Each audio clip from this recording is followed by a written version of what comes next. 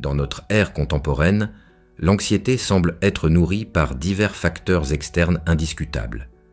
Les réseaux sociaux créent une culture de comparaison constante où des vies idéalisées suscitent des sentiments d'infériorité face à des normes souvent inatteignables. Parallèlement, la surabondance d'informations expose à un flot incessant de mauvaises nouvelles, engendrant une anxiété liée à l'incertitude du futur. Les crises économiques, marquées par des périodes d'instabilité financière, contribuent également au stress quotidien. Enfin, des événements mondiaux imprévisibles tels que les pandémies ou les tensions géopolitiques renforcent un sentiment général d'impuissance, nourrissant ainsi l'anxiété collective. Ces éléments extérieurs, hors de notre contrôle, tissent une trame complexe qui alimente l'anxiété moderne. Mais, au-delà de ces influences externes, existe une facette souvent négligée, mais tout aussi capitale dans la genèse des troubles anxieux, notre monde intérieur. Les pensées, les perceptions et les schémas de pensée que nous entretenons peuvent constituer des sources majeures d'anxiété. Les attentes irréalistes que nous nous imposons, l'autocritique persistante, la crainte de l'échec ou du jugement des autres peuvent former un terreau fertile pour le développement des troubles anxieux, indépendamment des facteurs extérieurs. L'anxiété peut émerger lorsque notre quotidien et nos actions ne reflètent pas notre vérité intérieure. Quand nous nous mentons à nous-mêmes, en agissant en contradiction avec nos valeurs, nos aspirations profondes ou nos besoins authentiques, cela crée un écart entre notre vécu et nos ressentis les plus intimes. Imaginez quelqu'un qui suit une carrière ou un style de vie dicté par des attentes extérieures plutôt que par ses propres aspirations. Cette personne peut ressentir un décalage entre sa vie quotidienne et ses véritables désirs, créant ainsi un terreau fertile pour l'anxiété.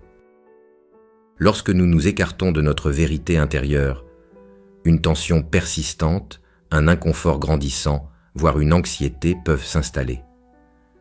Cette divergence entre notre réalité vécue et nos convictions profondes représente une source significative de détresse émotionnelle. Carl Jung a consacré une part substantielle de sa carrière à explorer les causes de la souffrance chez ceux touchés par des troubles anxieux. Néanmoins, la théorie de Jung est largement sous-estimée de nos jours. Dans notre ère actuelle, nous assistons à une montée en flèche de la lutte contre les troubles anxieux par le recours accru aux antidépresseurs, aux benzodiazépines, ainsi qu'à une fréquentation croissante des cabinets de psychiatres et de psychologues. Bien que ces approches puissent offrir un soulagement à court terme, leur prédominance soulève des questions sur notre façon d'appréhender ces troubles. Ces méthodes s'avèrent souvent efficaces pour atténuer les symptômes immédiats de l'anxiété, mais elles ne s'attaquent pas nécessairement aux racines profondes du problème. En se focalisant uniquement sur la gestion des symptômes, elles risquent parfois de dissimuler les facteurs déclencheurs. Comparée à cette approche médicamenteuse centrée sur le soulagement des symptômes, la théorie de Jung mérite un examen attentif. Jung concevait la névrose comme un signal crucial nous invitant à repenser notre mode de vie. Si l'on se contente simplement de camoufler les symptômes à l'aide de médicaments sans apporter de changement à notre quotidien, nous perdons alors une opportunité de mieux se connaître. Nos troubles anxieux peuvent véhiculer des informations capitales sur notre propre être si nous apprenons à les écouter et à les analyser. Dans cet épisode, nous explorerons ce que les troubles anxieux peuvent nous enseigner sur notre mode de vie en examinant ce que Jung considérait comme leur cause fondamentale. La théorie de Carl Jung concernant la névrose est à la fois complexe et captivante. Pour Jung, la névrose ne résulte pas uniquement de traumatismes passés, même si ces expériences peuvent avoir influencé l'émergence des troubles psychologiques. Il soulignait que la racine de la névrose réside souvent dans les conflits et les dynamiques actuelles de la vie d'une personne, bien plus que dans des événements lointains du passé. Jung accordait une grande importance aux expériences infantiles et à l'éducation dans la construction de la psyché, mais il mettait en avant le rôle prépondérant des tensions et des dilemmes du quotidien dans le bien-être mental. Pour lui, les conflits présents, les choix non résolus, les contradictions internes ou les tensions entre différents aspects de la personnalité étaient des éléments clés alimentant la névrose. En se focalisant sur le présent, Jung encourageait les individus à explorer leurs schémas de pensée actuels, leurs comportements et leurs émotions afin d'identifier les tensions internes et les conflits qui contribuent à leurs difficultés psychologiques. Il croyait en la possibilité de résoudre ces conflits actuels pour améliorer la santé mentale et favoriser l'épanouissement personnel. Jung explore la nature du conflit menant à la névrose en adoptant une perspective philosophique, s'appuyant notamment sur Cléante, un philosophe stoïcien grec, pour illustrer cette idée. Il examine l'idée selon laquelle notre existence est modelée par des défis ou des tâches de vie essentielles, souvent non choisis, mais incontournables dans notre parcours. Ces défis émanent de diverses sources telles que notre histoire évolutive, notre nature innée et la culture dans laquelle nous sommes immergés. Jung ne percevait pas ces tâches et défis comme imposés par des divinités, mais plutôt comme des éléments fondamentaux de notre destin, comparables au fil du destin tissé par les moires dans la mythologie grecque. Parmi ces tâches, Jung met en lumière plusieurs éléments clés. D'abord, il évoque l'impulsion biologique de transmettre nos gènes, une composante essentielle de la survie de l'espèce. Ensuite, il souligne le besoin d'atteindre une indépendance psychologique vis-à-vis de nos parents, nécessitant de se détacher de certaines influences parentales pour accéder à une autonomie personnelle. En plus de ces éléments, il souligne l'importance de cultiver une vie sociale, de contribuer à la communauté, ainsi que la recherche d'un sens et d'un but dans la vie. Enfin, il aborde la confrontation inévitable avec la mort, une réalité universelle à laquelle chaque individu est confronté à un moment donné. Pour Jung, ces différentes tâches ou défis peuvent être à l'origine des conflits internes conduisant à la névrose. Lorsque ces aspects fondamentaux de la vie restent en suspens ou lorsque des tensions surgissent lors de leur résolution, cela peut engendrer des troubles psychologiques. Jung met en exergue une tendance en nous à l'inertie et à l'autosabotage.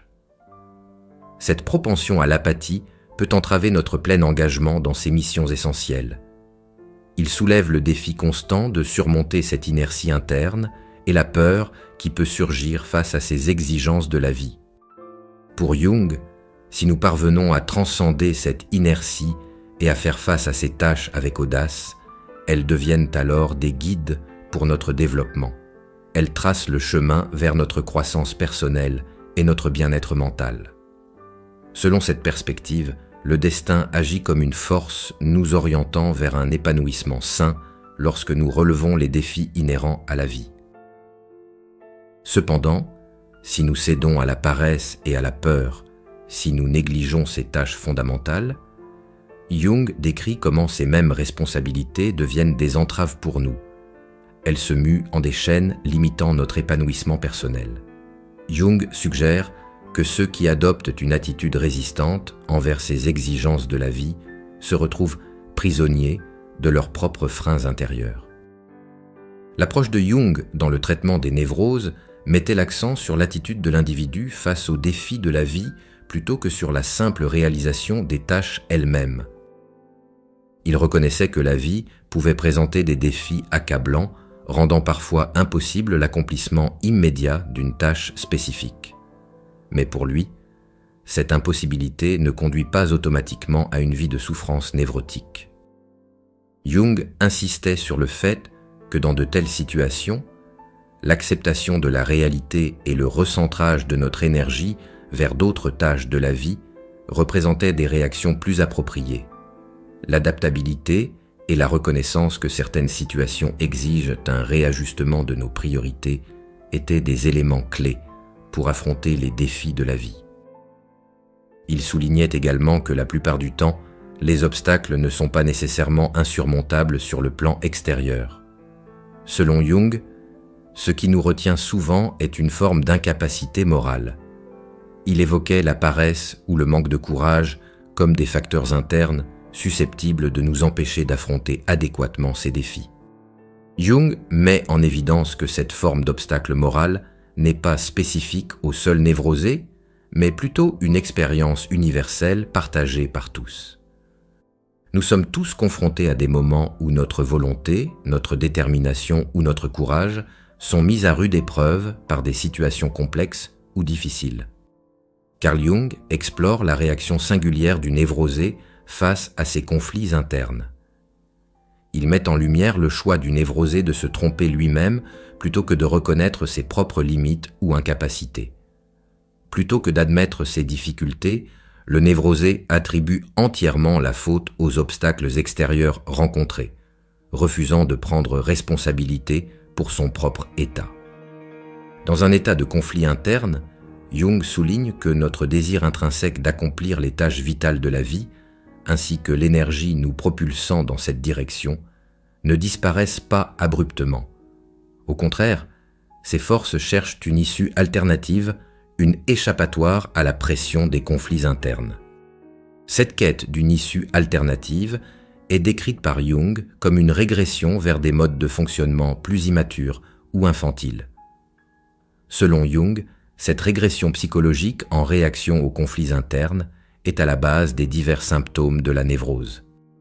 Ces manifestations de régression peuvent se manifester sous forme d'anxiété persistante, de phobie, de comportements compulsifs, de dépression, d'apathie ou de pensées obsessionnelles et intrusives. Bien que souvent inconfortables voire douloureux, ces symptômes jouent un rôle crucial. Ils agissent comme des signaux d'alarme, alertant sur le fait que l'individu emprunte un chemin de vie potentiellement préjudiciable pour son équilibre psychologique.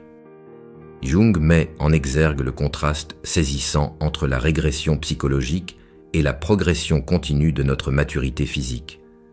Il souligne cette disharmonie entre la stagnation ou même la régression mentale et l'incessant passage du temps, confrontant ainsi notre évolution psychologique avec notre transformation physique. Cette dissonance entre notre déclin psychologique et l'inéluctable avancée temporelle se reflète souvent sans équivoque dans le miroir, rappelant sans cesse que notre croissance mentale ne suit pas le rythme naturel des étapes de la vie. Ainsi, Jung alerte sur les conséquences de cette régression psychologique, mettant en évidence les symptômes névrotiques comme des signaux cruciaux, signalant un profond déséquilibre entre notre développement psychologique et la réalité implacable du temps qui passe. Carl Jung souligne la spirale descendante à laquelle nous nous exposons en persistant dans un état de conflit interne.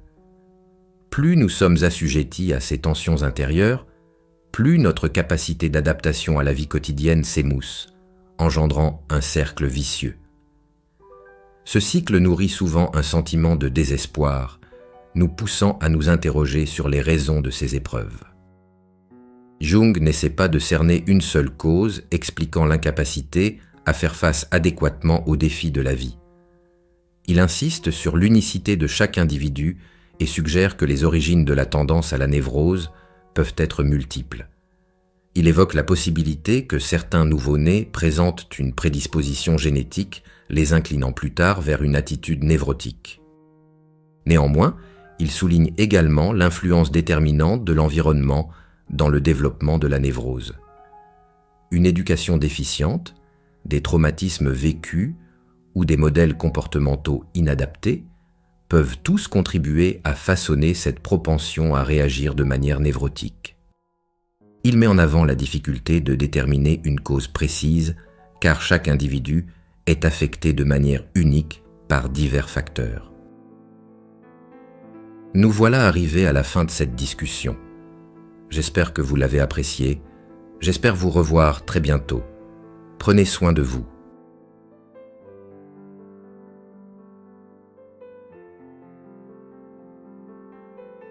Comme les plantes, les hommes grandissent aussi, certains dans la lumière, d'autres dans l'ombre.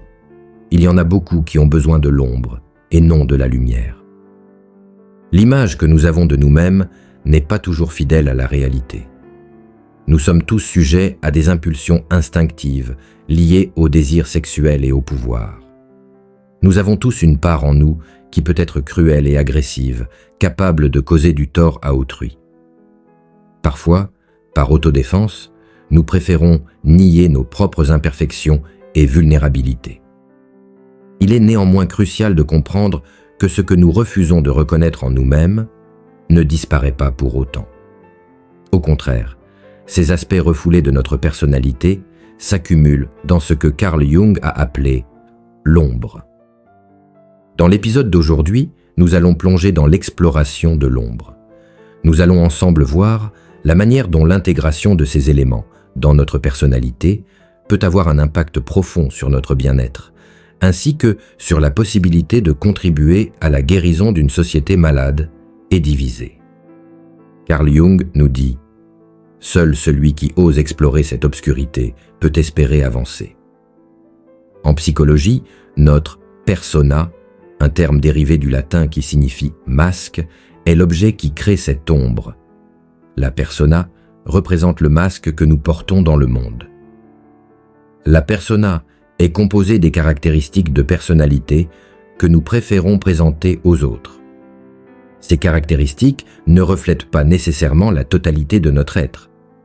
Comme Jung l'a expliqué, la persona est conçue à la fois pour créer une impression définie sur les autres et pour dissimuler notre véritable nature. Au tout début de notre vie, nous commençons à créer une image de nous-mêmes que nous montrons au monde. Cette image est ce que l'on appelle la persona. Cette construction de notre persona est influencée par le fait de savoir quels aspects de notre personnalité plaisent à notre famille, à nos amis et à la société en général, et quels aspects sont plutôt mal vus et donc supprimés ou cachés. En d'autres termes, nous apprenons à montrer les aspects de nous-mêmes qui sont socialement acceptables tout en dissimulant ou refoulant ceux qui ne le sont pas. Cela contribue à façonner notre comportement et notre manière d'interagir avec le monde. Au fur et à mesure que le temps passe, pour éviter de nous sentir comme des imposteurs, la plupart d'entre nous finissent par s'identifier à leur persona. Nous cachons non seulement nos traits de caractère indésirables aux autres, mais également à nous-mêmes. Ces caractéristiques refoulées ne disparaissent pas pour autant. Elles se regroupent dans l'inconscient et forment ce que Carl Jung a nommé l'ombre. Selon Jung, l'ombre est la partie inférieure de la personnalité, le résultat de l'accumulation de tous les éléments psychiques incompatibles avec l'attitude consciente que la persona projette. Cette ombre se développe en une sorte de personnalité indépendante, avec des tendances opposées à celles de notre personnalité consciente. Les aspects refoulés de notre ombre ne demeurent pas inertes dans notre inconscient, à l'abri de la conscience, sans jamais réapparaître. Au contraire, ils agissent de manière autonome, en coulisses, loin de la lumière de la conscience. L'une des manières par lesquelles l'ombre se manifeste est ce que l'on appelle la projection. Cela signifie que nous percevons chez les autres les faiblesses, les défauts et les maux que nous portons en nous-mêmes, mais que nous préférons ne pas reconnaître.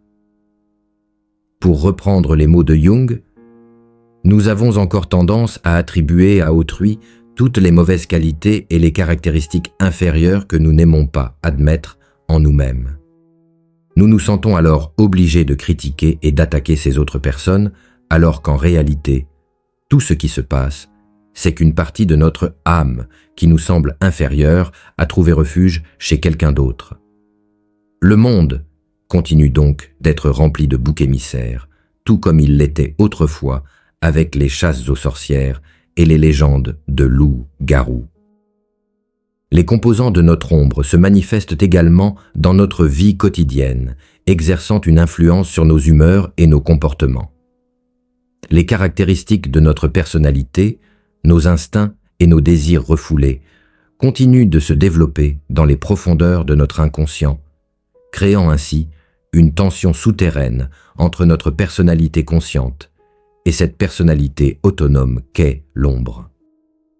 Lorsque nous vivons des situations stressantes ou conflictuelles, des moments où notre esprit conscient est dépassé et ne peut plus garder sous contrôle les aspects refoulés de notre personnalité, l'ombre émerge.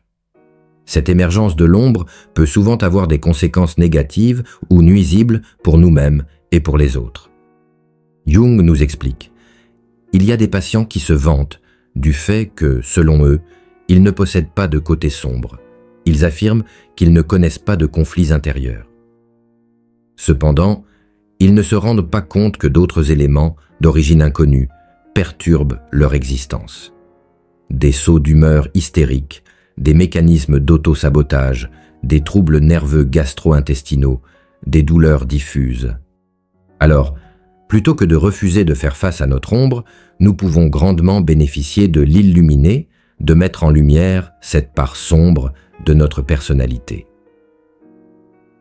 Le processus de confrontation de l'ombre commence par l'acceptation de son existence, ce qui nous conduit à réaliser que la personnalité que nous présentons au monde et notre image consciente de nous-mêmes ne reflètent pas l'intégralité de notre être. Une fois que nous avons accepté cette réalité, l'autoréflexion honnête et l'autocritique peuvent mettre en lumière certains des traits que nous avons dissimulés. Comme l'explique Jung, le bon et le mauvais sont destinés à émerger en nous, si nous le souhaitons, et comme nous le devrions, vivre sans nous illusionner ni nous leurrer nous-mêmes. Néanmoins, il est important de noter que nous ne pouvons pas toujours confronter tous les éléments de notre ombre en nous tournant simplement vers notre propre introspection. Cela est dû au fait que certains aspects de notre personnalité ont été tellement refoulés et poussés au plus profond de notre inconscient qu'ils sont difficiles à atteindre. Pour déterrer ces éléments cachés, nous pouvons recourir à plusieurs tactiques différentes.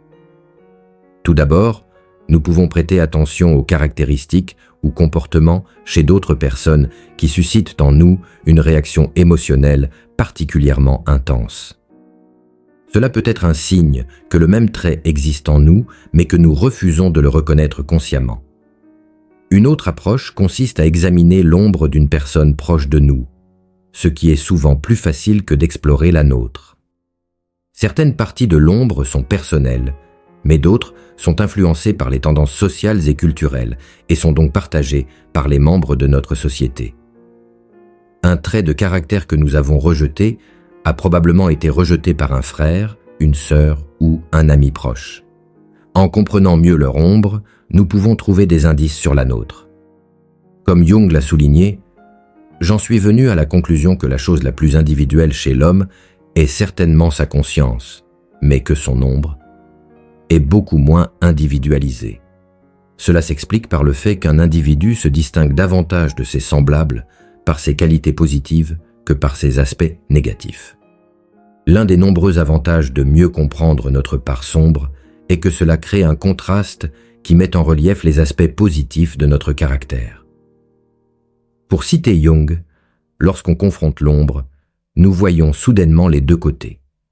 Nous prenons conscience non seulement de nos défauts moraux, mais aussi automatiquement de nos qualités positives.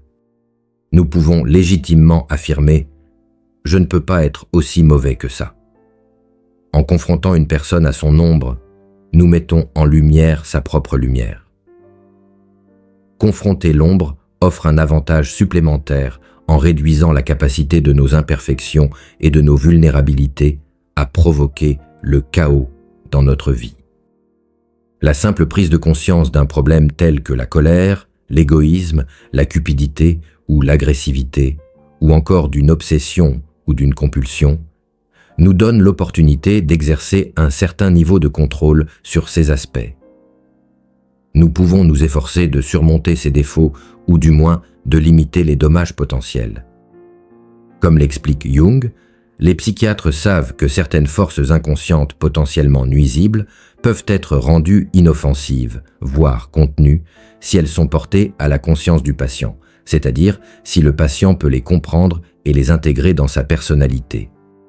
Dans l'ombre, nous découvrons également des pulsions instinctuelles liées à l'agression, au pouvoir et à la sexualité, qui renferment d'importantes réserves d'énergie. Lorsque nous prenons conscience de ces pulsions et que nous les sublimons, c'est-à-dire lorsque nous les canalisons vers des objectifs nobles, ces forces peuvent nous conférer une puissance considérable. Elles ont le potentiel de nous motiver à prendre les risques nécessaires pour une vie épanouissante, voire d'alimenter notre créativité. L'ombre ne se limite pas à contenir uniquement des instincts primitifs, des défauts et des faiblesses.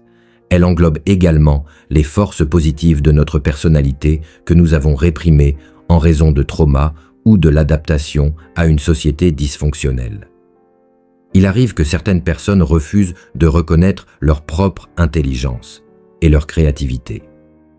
Carl Jung nous dit « L'ombre ne se compose pas seulement de tendances moralement condamnables, mais elle révèle aussi un ensemble de qualités positives telles que des instincts sains, des réactions appropriées, des perceptions réalistes, des impulsions créatives, etc. L'ombre représente ainsi à la fois une faiblesse regrettable et condamnable, ainsi qu'un réservoir d'instincts sains préparant le terrain pour une conscience plus élevée. Pour tirer parti des aspects positifs de notre ombre, il ne suffit pas de simplement observer ce qui se trouve dans les recoins les plus sombres de notre psyché. Il est nécessaire de procéder consciemment à l'intégration des éléments de notre ombre dans notre personnalité et de leur permettre de s'exprimer dans notre vie quotidienne. Comme l'a écrit le célèbre disciple de Jung, Erich Neumann, la reconnaissance et l'acceptation de l'ombre exigent bien plus qu'une simple volonté de reconnaître notre côté obscur pour ensuite le réprimer, le laissant ainsi languir comme un prisonnier. Il s'agit de lui accorder la liberté de partager notre existence. Se reconnecter avec la facette positive de notre ombre, réduire l'impact de sa face négative et l'intégrer dans notre perception consciente de nous-mêmes engendre une personnalité qui tend vers un état d'intégralité, un concept que Jung considérait comme étant la pierre angulaire de la santé mentale. À mesure que nous nous rapprochons de cet état d'intégralité, nous devenons plus attrayants au regard des autres. En effet, les êtres humains sont instinctivement méfiants envers ceux qui semblent trop parfaits et trop identifiés à leur masque social. Nous savons que derrière une façade lumineuse se cache une part d'ombre obscure et potentiellement dangereuse. Ce qui séduit davantage les autres, c'est le caractère complet, l'individu qui reconnaît non seulement ses forces, ses vertus et son potentiel positif, mais également ses faiblesses et ses défauts. Carl Jung nous explique que l'ombre fait partie intégrante de la personnalité dans son ensemble. L'homme fort doit quelque part révéler sa vulnérabilité, le sage doit quelque part dévoiler sa naïveté, sinon il paraît trop artificiel et tombe dans l'artifice et la tromperie. N'est-il pas vrai depuis longtemps que les femmes préfèrent les faiblesses de l'homme fort à sa force et la simplicité de l'homme intelligent à son intelligence? Leur amour cherche l'individu complet. Il est regrettable que de nombreuses personnes soient promptes à discerner tous les problèmes dans la société et à critiquer tous les problèmes qui touchent autrui, sans reconnaître le problème bien plus profond qui réside en elles-mêmes. Ces personnes semblent ignorer qu'elles sont souvent des individus divisés en deux, et tant qu'elles ne font pas face à leur propre côté sombre, elles contribuent involontairement à l'hostilité et à la division qui caractérisent le monde moderne. Comme Jung l'a souligné, l'homme qui confronte son ombre sait que tout ce qui ne va pas dans le monde réside en lui. S'il parvient simplement à faire face à son ombre, il accomplit quelque chose de réel pour le monde. Il réussit à prendre en charge ne serait-ce qu'une infime partie des problèmes sociaux gigantesques et non résolus de notre époque. Comment quelqu'un peut-il espérer voir clairement le monde qui l'entoure s'il ne peut même pas se voir lui-même et la part d'obscurité qu'il porte inconsciemment en lui et qui imprègne toutes ses interactions? Nous voici arrivés à la fin de cet épisode. Je tiens à vous remercier de m'avoir accompagné tout au long de cette exploration. Je vous souhaite une excellente fin de journée ou une paisible nuit et j'espère vous retrouver très bientôt. À la prochaine.